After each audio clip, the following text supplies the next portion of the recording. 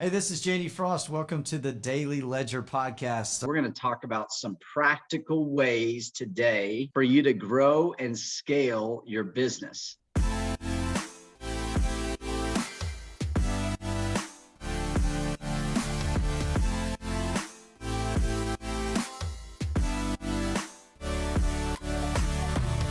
The four foundations of wealth creation. Let's go over those one more time. Very important for you to remember these because this is, every single day, every hour when we're talking with a client, when I'm helping our team, when we are discussing anything, the way that we are able to change the way you think, which is our guarantee at Croft and Frost, the way to change your way you think is through our four foundations of wealth creation. The four foundations of wealth creation. Until you change what's going on inside your head, you will not change the way you speak. You won't change the way you act. You won't change your legacy. You will not change it. It will not happen. So you got to change what's going on here. The way that we do that is through the four foundations of wealth creation. Number one is increasing your recurring monthly income. Number two is saving money on taxes. Number three is protecting that income. And number four is investing in yourself and others. Investing in yourself and others. We're going to be focusing on increasing your recurring monthly income today. Increasing your recurring monthly income, specifically with small business owners that are getting ready to grow and scale their business, okay? This is a practical, step-by-step way to grow and scale your business. If you're one person right now and you want to hire additional people, I know Roy Assad's on here, so 1,000 agents. How do you make any of that possible? Where do you start? I hear this from a number of small business owners. How do I get myself out of my business? How do I start working on my business? You might be like Matt Dyer and you're getting ready to build a team. You're going to follow these steps. You're going to follow these steps. In your business, in your W-2 position, there are certain steps that you're doing every single day. What are those steps? How can you do more of them? And how do you practically execute those actions every single day? R. Travis, he is our Executive Vice President of Business Development.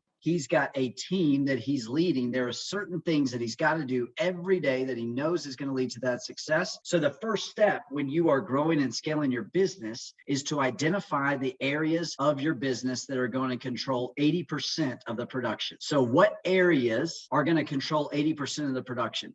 So when we're talking about the first foundation of wealth creation, increasing your recurring monthly income, the simplest way to start that is to write your goals down twice a day. You want to increase your monthly recurring revenue, start writing your goals down twice a day. That is the simplest way to do it. In my opinion, you're completely ignorant if you decide not to do that and you expect your income to increase. The second part of increasing your recurring monthly income, that's if you're a W-2, a 1099 small business owner. Most small business owners have to break down their business the way that we were talking about with Roy in order to grow and scale their business, because they have to know what they want to grow and scale. One thing I failed at miserably is I was trying to grow and scale my business about 3 years ago without identifying all the proper parts of the business. I thought I could just increase revenue whichever way I possibly could, no matter what, not even worry about which way to fulfill it, and that would work. And it did. The first year we doubled in size. The next year it completely fell flat on its face because we had no way to fulfill it. I'm not saying that you have to have every single thing set up. It's simply math. This is what I love about Grant Cardone. He always says, solve the problem with math. Math solves your problems. So once you identify that it takes 13 people to produce 80 policies a month, you don't need to add any more people other than those 13 people until you hit 80 policies a month for 3 months in a row. Because you might find out the fact that you're actually fulfilling all those roles and responsibilities with those 13 people, you might find that you can get 100 policies a month done. But if you want to go to that next level, which would be, in my opinion, to that 160 range, doubling the size, then you're going to have to add more people. So increasing your recurring monthly income, when you're wanting to grow and scale your business, you got to identify these areas, label the roles and responsibilities for those areas, and then identify the people. The fourth step is once you've identified the people, you have to communicate with those people what the roles and responsibilities are, and together come up with your to-do list for those roles and responsibilities. What are the daily recurring activities to-do list items that have to be done in order to fulfill those roles and responsibilities. You got to have that conversation with the person. What's preventing that from happening? Who's satisfied with their recurring monthly income?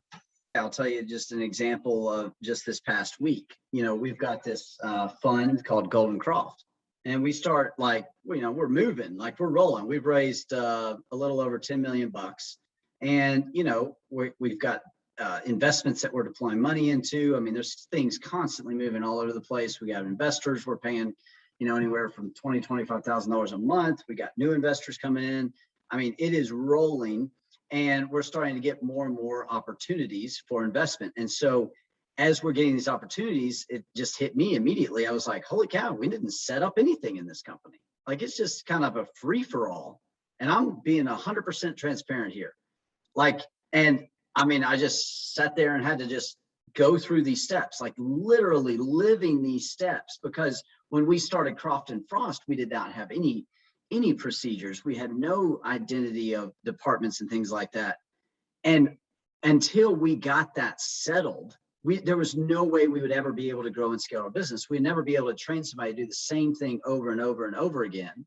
And so even if you're not an actual business owner, you're in control of a team, you are in charge of a team, you got to be thinking about what are the things that each one of these people can be doing on a regular basis, on a daily basis, that's going to provide them with success. What is a repeatable process?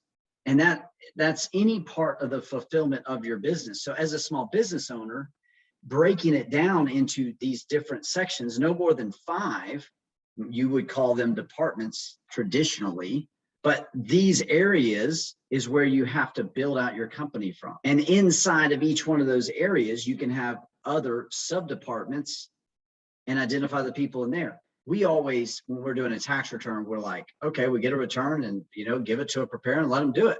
Well, you can categorize tax returns. You can classify them different ways and train certain people to do it a certain way, so that you can always follow our 5 pillars of mastering tax strategy, or whatever it might be. So building these little mini factories inside your business is critically important for the growing and scaling of that business. Something that's repetitive, a to-do list that everybody can do, and there's no excuses that they cannot do it. There are certain behaviors that are done on a regular basis, like yourself. These daily behaviors, going back to growing and scaling our business, when we're identifying those to-do list items, those things are included in the to-do list item. Like, you want to have people that work out.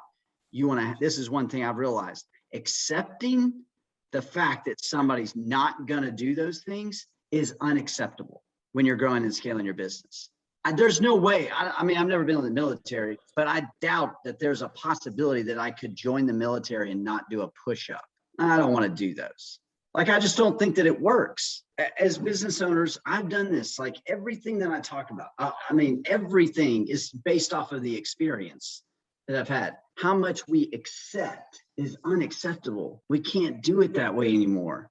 And it's unacceptable too if you're trying to grow and scale your business and you really don't even care about growing and scaling your business. You might be like Matt Plummer. I think for me, I just really enjoy the work. I'm like a crazy person. I don't even care about the money anymore. Honestly, I really don't. Like, it's more of building the people, building the team, seeing if we can accomplish this. When we were starting to really blow up in 2018, we were doing so much, man. We were trying this, we were doing this. We had a marketing company. I mean, we were all over the place, and it worked for a while, but it was just confusing as hell. And now what we're doing, we've gotten consistent, we've gotten stable, we've been able to identify these areas, do the same thing over and over and over and over and over again until you start hitting the 80 policies. And if you want to do more, then just change the target to 160 and keep doing the same thing, but doing it more and more and more and more and more. Doing more doesn't mean that you're actually doing more different activities. It's more of the same activity. Crazy powerful and very simple, and it works. What I love about Traction, in order to grow and scale your business, in order to multiply yourself, in each one of those different positions, you got to keep it simple, stupid. KISS. Keep it simple, stupid. If you haven't broken down your business in these 3, 4, 5 different categories, every business can be broken down into 5 categories, no matter what it is. And then identify the roles and responsibilities in each one of those. And then identify how many people you have to have in those roles and responsibilities to hit the revenue goal that you want, so that you can take home the money that you want, and then create the to-do list around each one of those positions.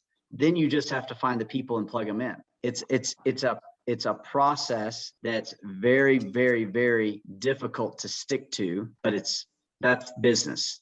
Simple as that. I thought it was impossible for me to say to somebody, I'm not going to help you. All I've done my whole career is be the person to solve the problem. And now I can say, look, I'm not going to help you. Our team is going to help you. That transition is easier if you break down your business this way into 4 to 5 different categories, and then you identify each day of the week. So now whenever I start to hire somebody, I say, I don't want to work on Mondays. Who would like to not work on Mondays? I would like to not work on Mondays. So I replace myself with a person who can do that Monday task, whatever department that applies to. I hope that makes sense. So we constantly think, oh my gosh, this is some huge problem. I can't solve this. It's impossible. It's not impossible. There's people out there that have done it, that do it every single day. They've just broken it down into a simple fix. That's what I think, what I am preaching a lot to our team, to any of our business owners. Man, I can't grow and scale my business. Well, you haven't done the work to grow and scale your business. Part of that work is identifying those areas and then making the decision that this is something that I want to do. You'll get a return on that investment. It's very, very important. Please follow me on Instagram at jdfrost.today to stay in tune even more with what's going on in my life, what's going on in our business. Awesome. Thank you so much.